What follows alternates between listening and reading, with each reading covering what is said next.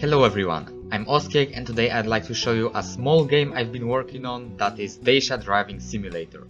I'll be talking about some basic stuff, game modes, various features and finally plans for the future. So let's get started! Have you ever wanted to drive a 2014 Romanian car using only your computer? Are you bored of car games with all these fast vehicles and perfect physics? Do you like playing car sandbox games with friends? If you've replied yes to any of these questions, then Dacia Driving Simulator is just for you. Okay, no, let's try not to make some weird marketing here. So, we'll start with the most important part of this game, that is obviously the car.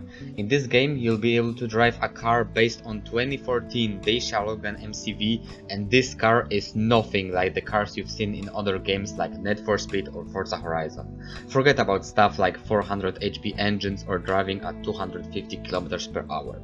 No, here you'll be able to enjoy a true wagon, a car with an almighty 90 horsepower engine and a max speed of 162 km per hour, allegedly. A car whose purpose was not to race but to transport a lot of stuff and be cheap. A perfect car. But who said you have to use the car according to its purpose? That's why this game features 3 game modes which this car likely wasn't designed for. First game mode is pretty basic and it's a thing you'd expect from a car sandbox game, that is free roam. You just get to drive around the map, nothing special. Then we have something a bit more interesting, that is racing. You can race around the green island and that's about it. Last game mode is car ball and it's pretty self-explanatory, you just play with a ball and try to score a goal. Okay, now you might say, but Oskiek, that's boring if you don't even have a bot to play against. This brings us to the best feature in this game, that is multiplayer. So let's try once again.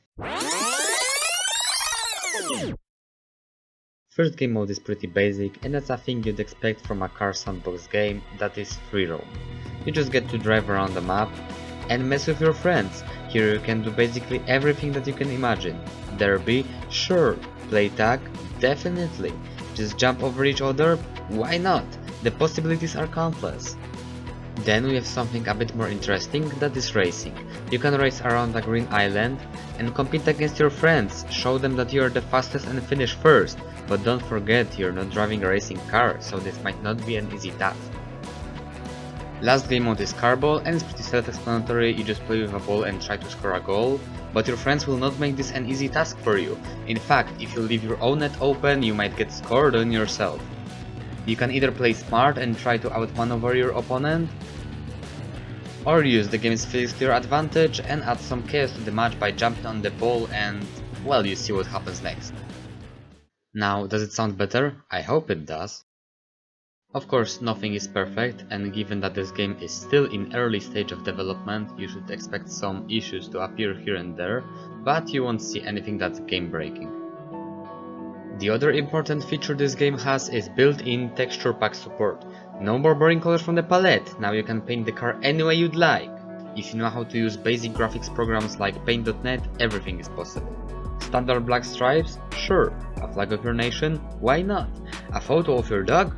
Well, this is also possible. And what's even better? Textures from these texture packs work in multiplayer, so other people can see your very customized car. So now, let's talk about what's planned for the future. I will definitely improve what's currently in the game, starting with small things like UI or customization, all the way to complex stuff like car physics or client interpolation and prediction. But not only improvements should be expected. I plan to expand the game by not only adding new maps to all existing game modes, but also adding whole new game modes as well. In a nutshell, a lot is to come, but if you have any suggestions, make sure to let me know. So, this was Dacia Driving Simulator. I hope you liked the idea and the project itself, and if you're interested in how this game progresses, make sure to follow me on my Twitter, where I sometimes post stuff about not only this game, but every game I'm working on. And if you've liked the video, make sure to leave a like and subscribe, so you won't miss any upcoming content about my projects. Cheers!